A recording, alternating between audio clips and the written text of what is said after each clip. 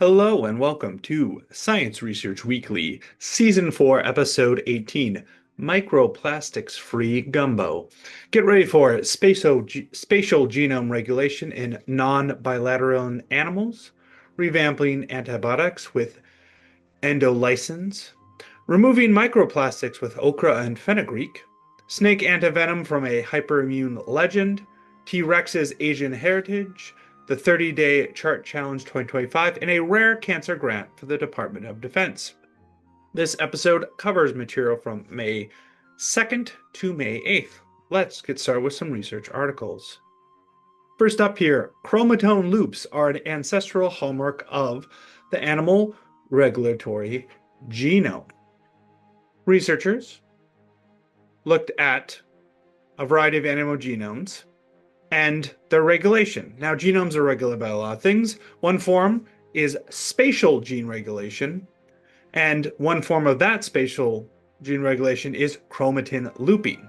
Now, by exploring the 3D genome architecture of simple animals, sponges, ctenophores, placozoans, and cnidarians, as well as non-animal unicellular eukaryotic relatives to animals, researchers found that chromatin looping was found in those simple animals, but not the non-animal unicellular relatives, suggesting that spatial genome regulation emerged early in animal evolution.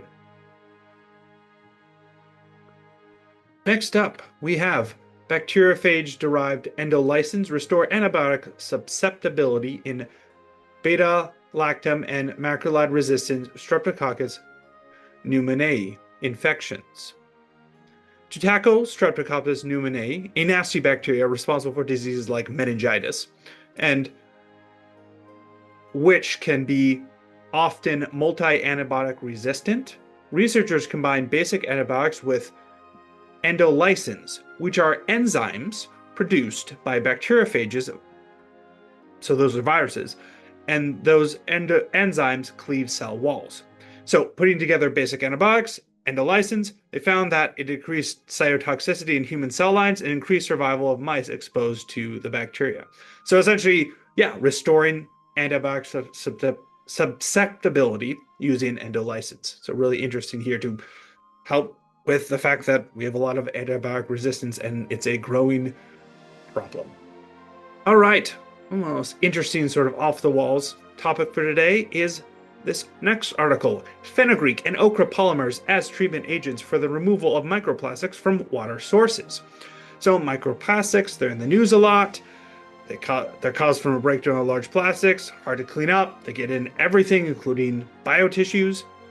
But researchers, using plant-derived polysaccharides from Okra and Fenugreek, so think of those, they have those polysaccharides, that's what makes something like adding okra to gumbo, makes it thicken up. Anyways, these polysaccharides, they're actually able to remove microplastics from groundwater, freshwater, and ocean samples more efficiently than conventional wastewater treatments, and didn't have to deal with any of that toxic flocculation, or the flocculants. Those are the conventional wastewater treatments, are also toxic. So Fenugreek, okra, they're more effective, they're not toxic, great. All right, moving along here, we have the next article, design of diverse functional mitochondrial targeting sequences across eukaryotic organisms using variational autoencoder. There's not a lot of protein localization tags for use in mitochondrial targeting, despite the usefulness in targeting the mitochondria for health and disease. Here, researchers use AI, so in the form of that variational autoencoder, to design novel mitochondrial target sequences, and found a lot of success so far, both in silico, so on the computer, and with artificial peptides in eukaryotic models. Moving along here, let's see if I can pull this up. All right, there we go. Snake venom. Protection by a cocktail of various platted and broadly neutralizing human antibiotics. This is the hypiest study I've seen in a while. I don't always cover the ones that get a lot of other news attention, but I couldn't resist this one.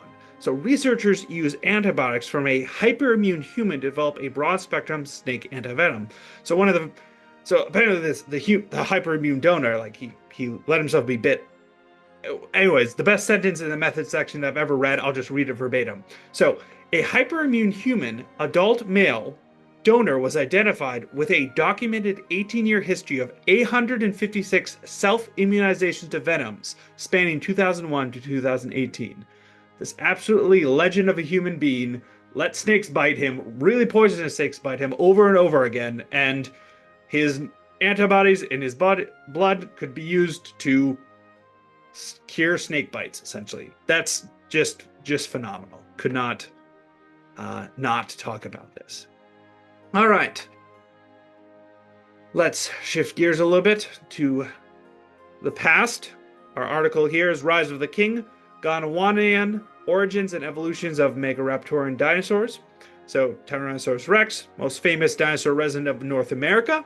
Its ancestor, however, appears to have actually come from Asia. Its most direct ancestor crossing over before the late Cretaceous.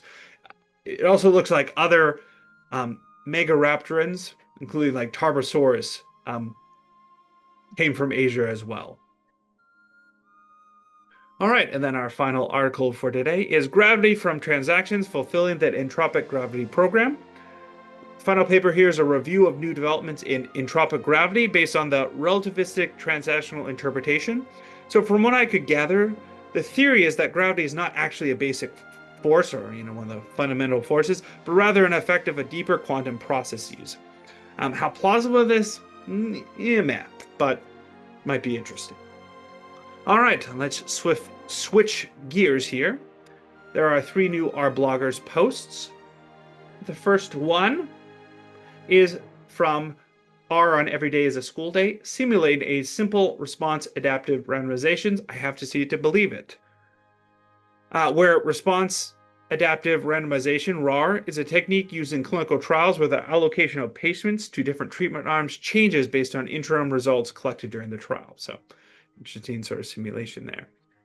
Next up, from Michael and Christian's blog, Model Diagnosis Statistics versus Machine Learning, where they explain how the different use cases require different model diagnoses, aka inference versus prediction. And then third, from Nicola Rennie, the 30-Day Chart Challenge 2025. This took place apparently in April. And just an overview of that. The challenge looks very interesting. I might have to try and catch it next year. 30 days of trying charts, anywhere from comparisons, distributions, relationships, time series, and uncertainties. There were 3 new CRAN packages that might be of interest. There was automated test, automating choosing statistical tests, tidy statistical summaries for exploratory data analysis, and VI Pro Design, a comprehensive tool for protein design. We'll close out our time here with one grant opportunity. This is the DoD Rare Cancers Concept Award, Department of Defense. It supports highly innovative, potentially groundbreaking novel concepts in rare cancers, supports high-risk studies to review entirely new avenues for investigation in rare cancer. They must describe how the new idea will be innovative and present a novel course of investigation.